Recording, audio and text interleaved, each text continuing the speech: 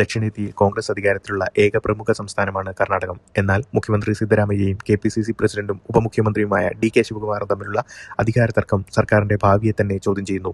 സർക്കാർ രൂപീകരണ സമയത്ത് ആദ്യ 2.5 വർഷം സിദ്ധരാമയ്യയും അടുത്ത 2.5 വർഷം ശിവകുമാറും മുഖ്യമന്ത്രി പദം പങ്കുവയ്ക്കണമെന്നുള്ള ധാരണയുണ്ടായിരുന്നു എന്നാണ് ശിവകുമാർ പക്ഷം അവകാശപ്പെടുന്നത്.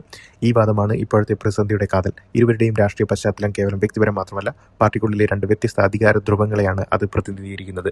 സിദ്ധരാമയ്യയെപ്പറ്റി പറയുകയാണെങ്കിൽ, ദേവഗൌഡയുടെ സ്വന്തം മകൻ കുമാരസ്വാമിയെ ഉയർത്തുന്നതിൽ പ്രതിഷേധിച്ച് ജനതാദളിൽ നിന്ന് കോൺഗ്രസിലേക്ക് കുടിയേറിയ നേതാവാണ്. പ്രബലമായ സമുദായ പിന്തുണയില്ലാത്ത നിരീശ്വരവാദി.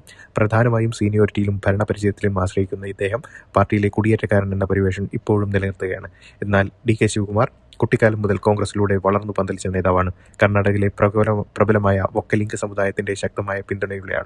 മണി power, muscle power, man power എന്നിവയുടെ പിൻബലമുള്ള നേതാവ്. അദ്ദേഹത്തിന്റെ പണം കഠിനാധ്വാനം കൊണ്ട് മാത്രമല്ല, ആളുകളെ പറ്റിച്ചും പിടിച്ചുപറിച്ചും ഉണ്ടാക്കിയതെന്ന ആക്ഷേപം ശക്തമാണ്. ജ്യോതിഷം, മാരണം, ക്ഷുദ്രം, കൂടോത്രം എന്നിവയിൽ അടിയുറച്ച് വിശ്വസിക്കുന്നയാളാണ്. ഇരുവരുടെയും വ്യത്യസ്തമായ രാഷ്ട്രീയ വഴികളും അധികാര സ്രോതസ്സുകളും തമ്മിലുള്ള ഈ ആഴത്തിലുള്ള വൈരുദ്ധ്യമാണ് കോൺഗ്രസ് ഹൈക്കമാൻഡിന് മുന്നിൽ പൊട്ടിത്തെറിക്കാൻ തയ്യാറായി നിൽക്കുന്ന ടൈം ബോംബ്. കർണാടകയിലെ പ്രതിസന്ധി കൈകാര്യം ചെയ്യുന്നതിൽ കോൺഗ്രസ് ഹൈക്കമാൻഡ് തങ്ങളുടെ പതിവ് രാഷ്ട്രീയ കസർത്ത് ആവർത്തിക്കുകയാണ്. കൃത്യമായ ഒരു തീരുമാനമെടുത്ത് മുന്നോട്ട് പോകുന്നതിന് പകരം ഒരേ സമയം സിദ്ധരാമയ്യയെയും ശിവകുമാറിനെയും പിണക്കാതെ കൊണ്ടുപോകാനാണ് അവർ ശ്രമിക്കുന്നത്. ധാരണപ്രകാരം സിദ്ധരാമയ്യയുടെ സ്ഥാനമൊഴിഞ്ഞ് ശിവകുമാറിന് വഴിമാറാൻ നിർദ്ദേശിക്കുക എന്നുള്ളതാണ് ഹൈക്കമാൻഡിന് മുന്നിലുള്ള വഴികൾ. അല്ലെങ്കിൽ അത്തരം ഒരു ധാരണയില്ലാതെ ഇല്ലെന്നും സിദ്ധരാമയ്യ 5 വർഷം പൂർത്തിയാക്കണമെന്നും ശിവകുമാറിനോട് തറപ്പിച്ചു പറയുക എന്നതാണ് മറ്റൊരു ഉപായം. ഈ രണ്ടിലൊരു തീരുമാനമെടുക്കാതെ ഇരു കൂട്ടരെയും ഒരേപോലെ പ്രണയിപ്പിച്ച് മുന്നോട്ട് പോകാനുള്ള ശ്രമം വലിയൊരു ദുരന്തത്തിലേക്കാണ് നയിക്കുന്നത്. ഈ കെടുകാര്യസ്ഥിതിക്ക് സമീപകാലത്ത് രക്തം പുരണ്ട ഉദാഹരണമുണ്ട്. അതാണ് പഞ്ചാബ്. കർണാടകയിൽ ഇന്ന് സംഭവിക്കാൻ സാധ്യതയുള്ള അതിൻ്റെ ഒരു നേർ ചിത്രമാണ് ഏതാനും വർഷങ്ങൾക്ക് മുമ്പ് പഞ്ചാബിൽ കണ്ടത്. ഹൈക്കമാൻഡിന്റെ പിടിപ്പുകേട് ഒരു സംസ്ഥാന ഭരണം എങ്ങനെയാണ് ഇല്ലാതാക്കിയതിൻ്റെ ഏറ്റവും മികച്ച പഠനമാണ് പഞ്ചാബ്.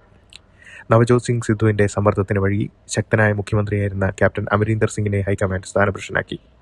അമരീന്ദറിനെ മാറ്റിയ ശേഷം ആര് മുഖ്യമന്ത്രിയാക്കുന്നതിനെക്കുറിച്ച് ഹൈക്കമാൻഡിന് യാതൊരു ധാരണയും ഉണ്ടായിരുന്നില്ല. PCC പ്രസിഡന്റായിരുന്ന സുനിൽ ജാഖറിനെ പോലെയുള്ളവരെ തഴഞ്ഞ് ഒടുവിൽ അധികം കേട്ടുകേൾവിയില്ലാത്ത ചരൺജിത് സിംഗ് ചന്നിയെ മുഖ്യമന്ത്രിയായി നിയമിച്ചു. ഈ തീരുമാനങ്ങളുടെ അനന്തരഫലം വിനാശകരമായിരുന്നു. പഞ്ചാബിലെ ഈ ദുരന്തപൂർണമായ അന്ത്യം കർണാടകയുടെ ഭാവിയെക്കുറിച്ചുള്ള ഒരു അപകടകരമായ മുന്നറിയിപ്പാണ്.